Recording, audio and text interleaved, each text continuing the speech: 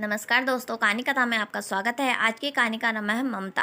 भावना की ट्रेन तेज रफ्तार से आगे बढ़ती जा रही थी। पीछे छूटते जा रहे थे खेत खलियान, नदी नाले और ताल तलैया।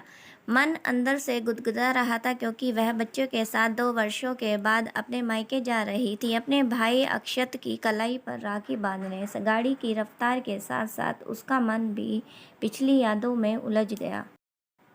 एक समय था जब वह महीनों पहले रक्षाबंधन की प्रतिभा बहुत बेकरारी से किया करती थी। दोनों भाई बहन में बहुत प्यार था। भाई के जन्म के पहले न जाने कितने रक्षाबंधन बिना किसी की कलाई पर राखी बांधे ही बीते थे, क्योंकि अक्षत भावना से 12 साल छोटा था। बड़ी बहन होने के नाते उसने अक्षत को बेटे की तरह ही गोद में खिलाया था। शादी के बाद शुरू के 5 वर्षों तक, जब तक उसके बच्चे छोटे रहे, वह बहुत ही चाव से हर रक्षाबंधन पर माँ बाबूजी के निमंत्रण पर मायके जाती रहती थी। भाई के विवाह के बाद पड़ा पहला रक्षाबंधन भावना को अच्छी तरह से याद है। पति दिवाकर ने कितना मना किया था कि देखो, और अक्षत का विवाह हो गया है। एक बहू के आने के बाद तुम्हारा वह पुराना राजपाट गया, समझो। अब किसी के ऊपर तुम्हारा पुराना दबाव नहीं चलने वाला।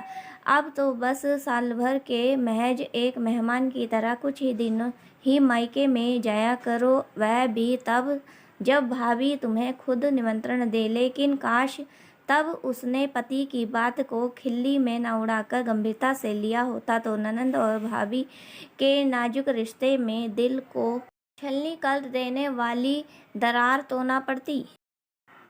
हर वर्ष की भांति उस वर्ष भी माँ बाबूजी का दुलार भरा एक फ़ोन आया था, जिसमें उन्होंने उसे रक्षाबंधन पर बुलाया था। भाभी के सामने पहले रक्षाबंधन पर जा रही हूँ, यह सोचकर उसने अपने बजट से कहीं ज़्यादा खर्च कर भाई के लिए काफ़ी महंगी पैंट शर्ट और भाभी के लिए बहुत बढ़िया खाली सिल्क की साड़ी व मोती का सुंदर जुड़वा सेट खरीदा था। मायके पहुंचते ही माँ बाबूजी व भाई में हमेशा की तरह ही पुलकित मन से भावना और बच्चों का सत्कार किया।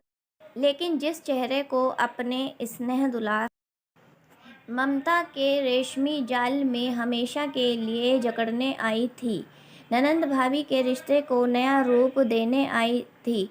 घर पहुंचने के घंटे भर बाद तक भावना को वह चेहरा नजर नहीं आ पाया था। वह अपनी उत्सुकता को और न दबा पाते हुए झट से भाई से बोल पड़ी, अरे अक्षत, तेरी बहू नहीं दिखाई दे रही।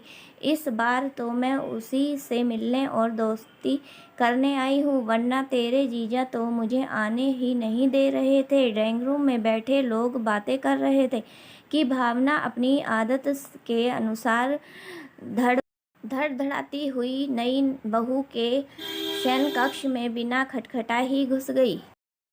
लेकिन पौना घंटा बीतने के भी वाणी कमरे से नहीं आ रही थी। अक्षत भी बीच में उठकर शायद वाणी को ही बुलाने चला गया था, लेकिन वह भी इस बार तनिक असहज मुद्रा में ही वापस लौटा था।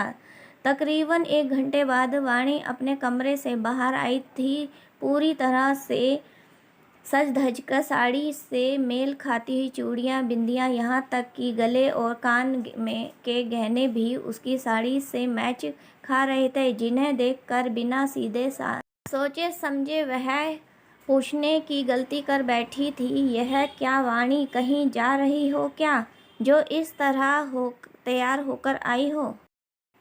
वाणी ने कोई जवाब नहीं दिया। मुंह चढ़ा लिया तो भाई अक्षत बोला, अरे दीदी, इसकी कुछ ना पूछो, आधा दिन तो इसका मेकअप करने में ड्रेसिंग टेबल के सामने ही गुजर जाता है। उसने साफ देखा था भाई के यूं बोलने से वाणी का चेहरा गुस्से से तन गया था और किंचित रोष से भरकर उसने अत्यंत तल्ख व्याख्यात्मक लहजे में जवाब दिया था, बचपन से हमारी माँ ने हमें यही आदत डाली है कि ड्राइंग रूम में बिना सलीके से तैयार हुए कभी कदम तक नहीं रखना है। हमारे यहाँ तो काफ़ी ऊंचे तकवे के लोगों का उठना बैठना रहता है। अब इतनी ऊंची ऊंची हस्तियों के सामने यों लल्लुओं की तरह तो नहीं आ सकते ना। यह कहते हुए बरबस की उसकी निगाहें भावना के रेल सफ़र के दौरान हुई धूल धूसरित कपड़ों पर पड़ गई। वाणी ने बहुत ही तिरस्कृत भाव से भावना के कपड़ों को देखा। भावना असहज हो गई। उसे आज तक याद है, अगले ही दिन भाई के ऑफिस जाने के बाद वह भाभी से बातचीत करने के उद्देश्य से उसके कमरे में जाकर बैठी थी। वाणी अपने शोध प्रबंध लिखने के लिए पढ़ने में तल्लीन थी। उसने भाभी से बातचीत शुरू करने का प्रयास किया था। माँ ने ही भावना को बताया था कि उसकी रसोई के प्रति इस उदासीनता को देखते हुए घर के किसी भी सदस्य ने उसे आज तक एक शब्द भी नहीं कहा, बल्कि तीनों वक्त माँ उन सबको एक साथ खाने के मेज पर बैठाकर बहुत लाड से गर्म खाना खिलाया करती थी, और अपनी एकलौती बहू को तो खिलाते वक्त उसके चेहरे से लाड टपकता है। वाणी की रसोई में जाने की अनिच्छा भाव कर माँ ही खुद अपने लिए फुलके सेक लिया करती थी, पर फिर भी वाणी के प्रति उनके लाड़ दुलार में कोई कमी नहीं आई थी।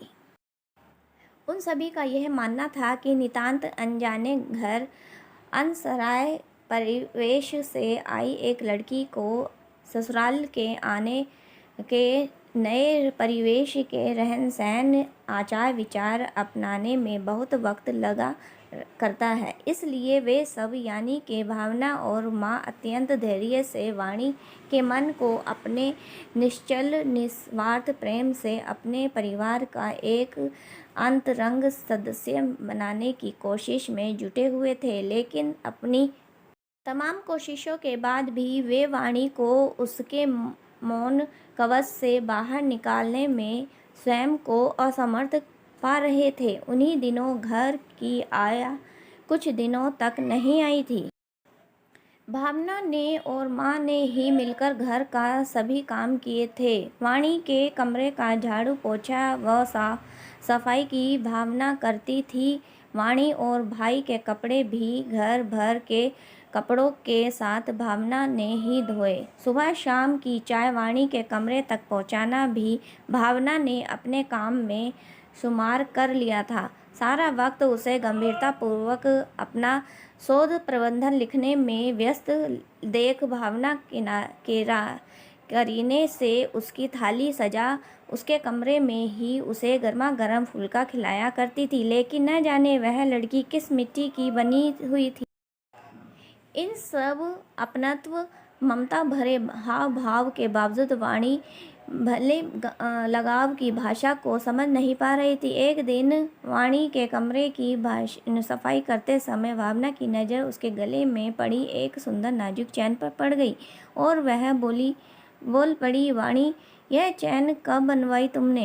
इसकी गठन तो बहुत सुंदर, बारीक और सुंदर है। वह झट से बोल पड़ी, यह चैन तो मेरी मौसी का उपहार है। इसे देते समय उन्होंने कहा था कि यह चैन तुम्हें मेरी याद दिलाती रहेगी। वाणी ने किसी काम से अपनी अलमारी खोली और भावना की नज़र उसकी एक मूल्यवान आकर्षण साड़ी पर पड़ गई। उसके मुंह से हठात ही निकल पड़ा, तुम्हारी यह साड़ी भी विदेशी लगती है। यहाँ ना तो यह कपड़ा मिलने वाला है और ना ही यह अद्भुत रंग संयोजन।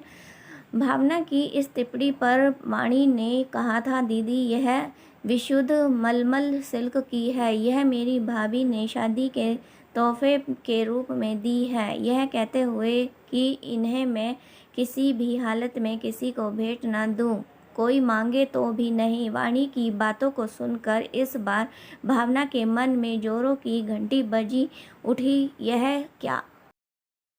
कहीं वाणी अपनी चीज़ों की प्रशंसा का मेरी अप्रत्यक्ष फरमाइशों को नहीं रही। वाणी की इन टिप्पणियों को सुनकर भावना दिन भर इसी उधेड़-बुन में खोई रही। वह अपने उच्च परिवार की उच्च शिक्षित लड़की और इतनी ऋण मानसिकता भाई के लिए मन पीड़ा से भर आया था कि वह जीवन को ताउम्र कैसे निभा पाएगी। इन कुछ ही दिनों में भावना ने वाणी का स्वभाव अच्छी तरह से परख लिया था और कहा था कि वाणी के साथ निभाने की भरकस कोशिश उसे ही करनी होगी और अत्यधिक धैर्य व सहिष्णुता के साथ उसे उसका मन जीतना के प्रयास करने होंगे। माँ को भी उसने यह बात भली भांति समझा दी थी। आखिर रक्षाबंधन का दिन आ ही गया। बड़े लाड़ से उसने भाई की कलाई पर सुंदर राखी बांध असीम स्नेह भाव से उसके माथे पर तिलक लगाया। वाणी की चूड़ी में भी सुंदर सा रेशमी धागा के काम वाला लुम्बा धागा बांधने माथे पर भी तिलक लगाया। सादा ही भांति भाई ने राखी बंधवाई थी। एक सुंदर सी मूल साड़ी उसे भेंट कर दी और भावना ने भी भैया भाभी को अपने तोहफे देने का यही सही मौका समझा। अपने लिए लाए उपहारों को दोनों को थमा दिए थे। भाई तो खैर सदा से ही उसके तोहफे बड़ी ही खुशी खुशी स्वीकार करता आया था। शादी से पहले तो वह बहन से अपनी मनपसंद चीज़ों को मंगा लिया करता था, लेकिन न जाने क्यों मोतियों का इतना सुंदर जुड़वा सेट पाकर भी वाणी खुश होने के बदले न जाने किस सोच में डूब गई थी। उसको खुश न देखकर भावना को पूछ बैठी कि क्या हुआ वाणी, यह सेट पसंद नहीं आया? आजकल तो इसका बहुत फैशन है। वाणी के जवाब ने सभी को अचंभित कर दिया। दीदी, रक्षाबंधन पर तो हमारा आपको उपहार देना जचता है। यूँ तो इतना कीमती तोहफा देखकर तो आप भाई के सिर पर अपना बोझ डाल रही हो। अब आप हुई हमारी ननद, आपके उपहार के बदले में तो हमें 4 गुना देना पड़ेगा। आप हमारे लिए इतने महंगे तोहफे उपहार ना ही लाया करो तो अच्छा रहेगा। और फिर अक्षत की ओर देख कर बोली, देखो जी, ननद जी को देने में जरा भी कोताही मत बरतना, क्योंकि मैं नहीं चाहती कि कोई यह कहे कि भाभी ने आकर भाई को पट्टी पढ़ा दी। मेरी तरफ से तुम्हें खुली छूट है, अपनी बहन को जो चाहे दो। मैं कभी तुम्हारे आड़े नहीं आऊँगी। बहन का तो बस एक ही रिश्ता है भाई से, और वह है लेने का। सहज स्नेह के प्रतीक उन उपहारों के बदले इतनी बड़ी आलोचना सुननी पड़ेगी, भावना ने यह कभी सपने में भी नहीं सोचा था। इसलिए वह खड़े माँ, बाबू जी, भाई सभी के सभी हतफ रह गए।